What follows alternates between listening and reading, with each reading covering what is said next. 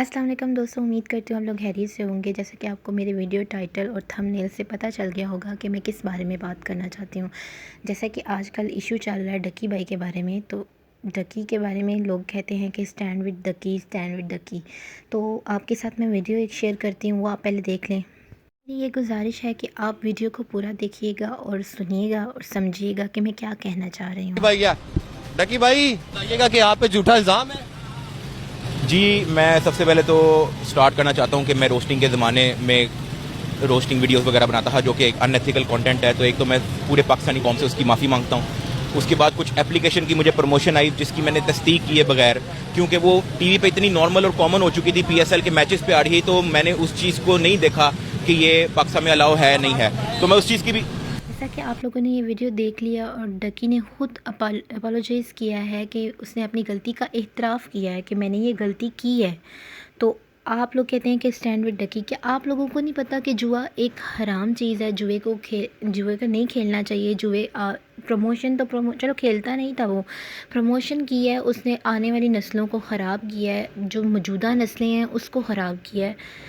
اب وہی نسلیں کہہ رہی ہیں کہ stand with Ducky, stand with Ducky. کیا ہے، ہم اسٹینڈ ود ڈکی کر بھی لیتے ہیں۔ ہم اسٹینڈ ود ڈکی ایسے کریں گے کہ ہم کہیں گے کہ اللہ پاک ڈکی کو اس مشکل سے بچائیں اور آنے والی زندگی میں جوئے کو پروموٹ کرنے سے روکیں، کیونکہ جوا ایک حرام چیز ہے، حلال چیز نہیں ہے۔ جب نبی پاک صلی اللہ علیہ وآلہ وسلم عرش پر گئے تھے تو ان کو اللہ تعالیٰ نے جو تحفے دیے تھے ان میں سے ایک تحفہ نماز تھا، اور جب اذان ہوتی تھی فجر کے اس زمانے میں، تو جب لوگ نماز کی طرف جاتے تھے تو دیکھتے تھے کہ کافروں نے مسجد کے باہر جو ہے شراب پی کے اور جوا کھیل کے اپنا سارا کا سارا گند وہیں پھینکا ہوتا تھا۔ اس سے پہلے بھی جوا حرام تھا، اور اس کے بعد نبی پاک صلی اللہ علیہ وآلہ وسلم نے بالکل اس کو حرام قرار دیا۔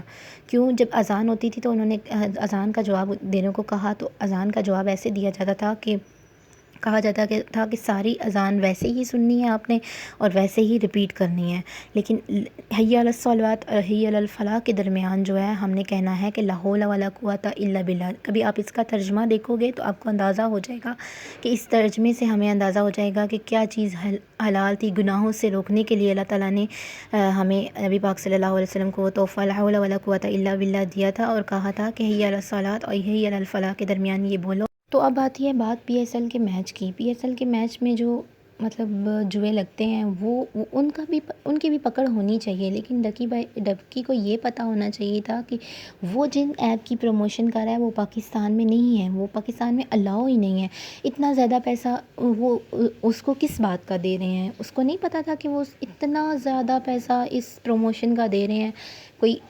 کوئی خاص بات اس میں چھپی ڈکی ہے تو وہ اس کو پیسے دے رہے ہیں نا۔ ایسے کوئی کسی کو پیسے نہیں دیتا کہ یہ لو جی میری پروموشن کر دو۔ پروموشن پاکستان میں الاؤ نہیں ہے، اس نے بغیر تصدیق کیے کر دی۔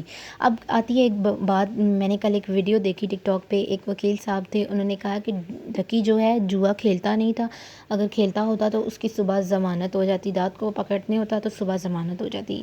ڈکی جو ہے جوا پروموٹ کرتا تھا۔ اب یہ بھی کوئی بڑا جرم نہیں ہے۔ انہوں نے یہ کہا ہے کہ اب یہ اداروں کو چاہیے کہ ان کو پیسے چاہیے ڈکی سے، اور وہ پیسے لے کے اس کو فارغ کر سکتے ہیں۔ اگر ان کو پیسے چاہیے تو وہ اتنی ریمانڈ اور اتنی یہ سب کچھ کیوں لے رہے ہیں؟